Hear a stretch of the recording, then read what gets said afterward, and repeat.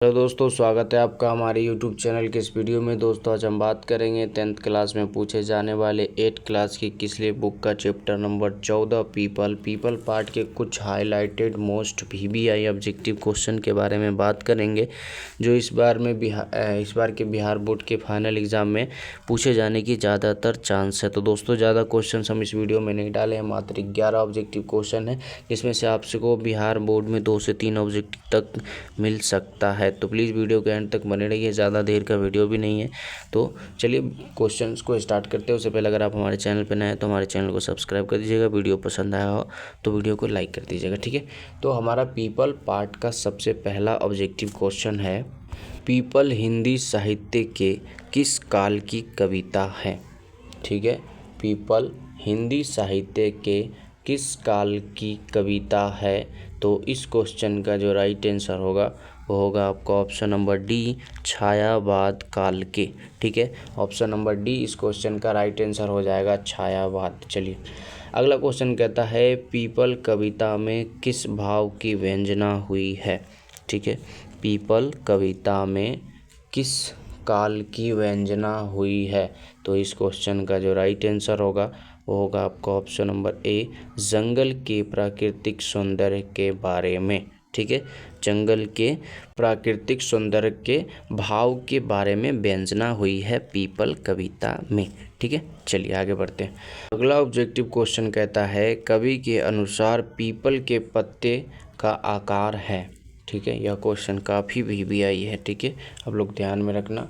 तो कवि के अनुसार पीपल के पत्ते का आकार है, तो इस क्वेश्चन का जो राइट आंसर होगा वो होगा आपका ऑप्शन नंबर ए, गोल, ठीक है। ऑप्शन नंबर ए गोल इस क्वेश्चन का जो है राइट आंसर हो जाएगा कि कवि के अनुसार पीपल के पत्ते का आकार गोल है। ऑप्शन नंबर ए इस क्वेश्चन का राइट आंसर होगा।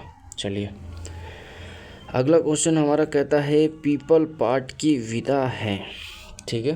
पीपल पाठ की विधा है। आप लोग को क्वेश्चन का सारे क्वेश्चन का मतलब जो भी क्वेश्चन का आप लोग को राइट आंसर पता है कमेंट में ज़रूर कमेंट करें ताकि आप लोग का अच्छे से रिवीजन हो जाएगा। इससे भी एक रिवीजन करने का माध्यम है कि हमें बताने से पहले आप लोग कमेंट में इसका राइट आंसर बताएं। हमारा क्वेश्चन जो है कि पीपल पाठ की विधा है, तो इस क्वेश्चन का जो राइट आंसर होगा वो होगा आपको ऑप्शन नंबर बी, कविता, ठीक है। पीपल पाठ जो है कविता है, ऑप्शन नंबर बी इस क्वेश्चन का राइट आंसर हो जाएगा, ठीक है। चलिए आगे बढ़ते हैं और अगला ऑब्जेक्टिव क्वेश्चन को देखते हैं।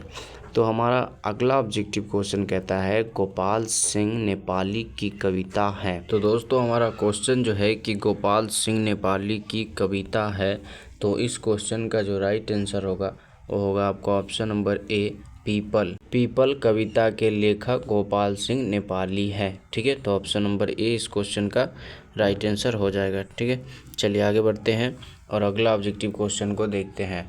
तो हमारा अगला ऑब्जेक्टिव क्वेश्चन कहता है, कौन पक्षी रात रो रो कर बिताती है, ठीक है। हमारा क्वेश्चन है, कौन पक्षी रात रो रो कर बिताती है। तो इस क्वेश्चन का जो राइट आंसर होगा वो होगा आपका ऑप्शन नंबर ए, चकोर, ठीक है। चकोर पक्षी जो है अपना रात रो रो कर बिताती है, ठीक है। तो आपको पूछा जाएगा कि कौन पक्षी रात रो रो कर बिताती है, तो इस क्वेश्चन का राइट आंसर आप लोग ऑप्शन नंबर ए, चकोर लगा दीजिएगा, ठीक है। चलिए अगला क्वेश्चन कहता है, बुलबुल किस ऋतु में गाती है, ठीक है। बुलबुल किस ऋतु में गाती है। इस क्वेश्चन का जो राइट आंसर होगा वो होगा आपका ऑप्शन नंबर डी, वर्षा ऋतु में, ठीक है। बुलबुल किस ऋतु में गाती है, ऑप्शन नंबर डी, वर्षा ऋतु में, ठीक है। जब वर्षा ऋतु आती है तो बुलबुल गाती है, ऑप्शन नंबर डी इस क्वेश्चन का राइट आंसर हो जाएगा, ठीक है। चलिए अगला क्वेश्चन कहता है, जंगल की शोभा कौन बढ़ाते हैं। जंगल की शोभा कौन बढ़ाते हैं। तो इस क्वेश्चन का जो राइट आंसर होगा वो होगा आपका ऑप्शन नंबर डी, उपर्युक्त सभी, ठीक है। या उपर्युक्त सभी यहाँ पे होना चाहिए, ठीक है। ऑप्शन नंबर ए में है चिड़िया का कलरव, ऑप्शन नंबर बी में मोर का नाचना और ऑप्शन नंबर सी में हंस की क्रीड़ा, ठीक है। तो उपर्युक्त सभी जो तीनों हैं जंगल की शोभा को बढ़ाते हैं, ठीक है। चलिए आगे बढ़ते हैं और अगला ऑब्जेक्टिव क्वेश्चन को जो है हम देखते हैं। तो हमारा अगला ऑब्जेक्टिव क्वेश्चन कहता है पीपल का पेड़ मानव सभ्यता के लिए है। ठीक है, पीपल के पेड़ मानव सभ्यता के लिए है। इस क्वेश्चन का जो राइट आंसर होगा वो होगा आपका ऑप्शन नंबर बी, अति उपयोगी। ठीक है, पीपल के पत्ते से क्या निकलता है, आप लोग को कौन सा गैस निकलता है, आप लोग कमेंट में बताइए। ठीक है, तो पीपल का पेड़ जो है मानव सभ्यता के लिए क्या है, अति उपयोगी। ठीक है, ऑप्शन नंबर बी इस क्वेश्चन का राइट आंसर हो जाएगा। ठीक है ना, याद में रखिएगा। चलिए आगे बढ़ते हैं। अगला ऑब्जेक्टिव क्वेश्चन कहता है भारतीय संस्कृति में पीपल वृक्ष का स्थान कैसा है। ठीक है, भारतीय संस्कृति में पीपल वृक्ष का स्थान कैसा है।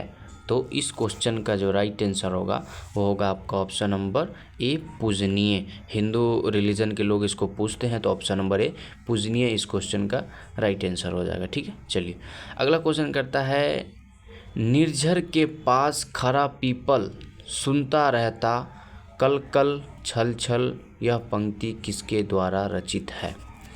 ठीक है, निर्झर के पास खरा पीपल सुनता रहता कल कल छल छल, यह पंक्ति किसके द्वारा रचित है। तो इस क्वेश्चन का राइट आंसर आपका option number A, Gopal Singh Nepali हो जाएगा। ठीक है, गोपाल सिंह नेपाली द्वारा रचित है।